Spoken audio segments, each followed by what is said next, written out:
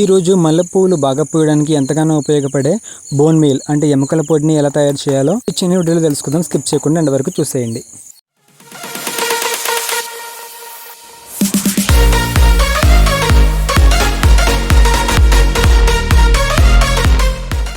Hi friends, నమస్తే అందరికీ. ఎలా ఉన్నారు అందరూ? ఈరోజు ఈ వీడియోలో చెప్పాను కదా, మీకు ఇంట్రోలోనే చెప్పేస్తాను. ఈ వీడియోలో మనం బోన్ మీల్ని ఏ విధంగా తయారు చేయాలి, అదే ఎముకల పొడిని ఏ విధంగా తయారు చేసుకోవాలని చెప్తానని చెప్పాను కదా. దానికోసం పెద్దగా మనం ఏమేవో తీసుకోవాల్సిన పని లేదండి. మనం ఆన్లైన్లో కూడా తీసుకోవాల్సిన అవసరం లేదు. ఈ వీడియోలో నేను మీకు ఇంట్లోనే ద బెస్ట్ బోన్ మీల్ ఏ విధంగా తయారు చేయాలో చూపించబోతున్నాను. కాబట్టి వీడియోని ఎక్కడ స్కిప్ చేయకుండా ఎండ్ వరకు కూడా చూసేసేయండి. దానికోసం ముందుగా మనం తీసుకోవాల్సింది ఏంటంటే లైక్ ఎగ్స్ ఉంటాయి కదండి, ఎగ్ పొలుసులు అంటే గుడ్డు పొలుసులు తీసుకోవాలండి ముందుగా.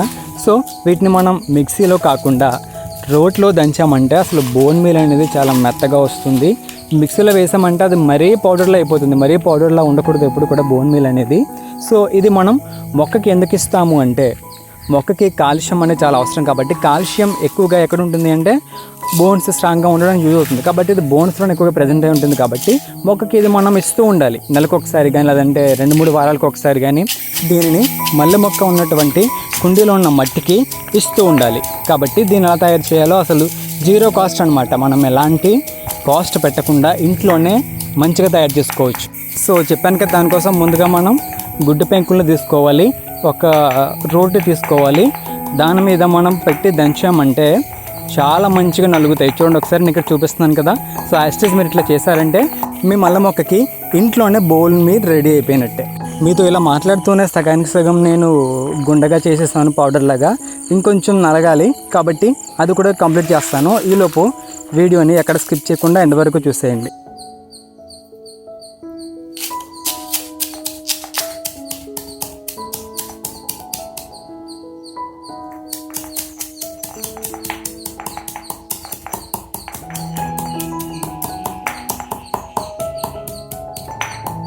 సో మనం ఇట్లా పెట్టి దంచామంటే అది బాగా నలగాలన్నమాట. సో బాగా నలిగి గుండ్రలు అయ్యేంత వరకు కూడా దంచుతూనే ఉండాలి. చూడండి, ఇట్లా చూపిస్తున్నాను కదా, మీరు కూడా యాస్టేజ్ ఇట్లా ఎలా అయితే చూపిస్తున్నానో అలానే చేయండి.